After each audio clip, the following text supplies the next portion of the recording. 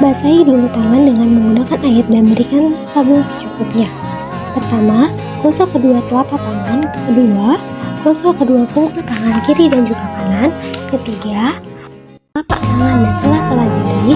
Dan yang keempat, cuci kedua tangan. Kelima, gosok kedua ibu jari secara berputar dalam menggenggam tangan dan lakukan pada kedua tangan. Dan yang keenam, ujung jari putar pada telapak tangan kanan dan kiri. Lalu bilas dan juga keringkan.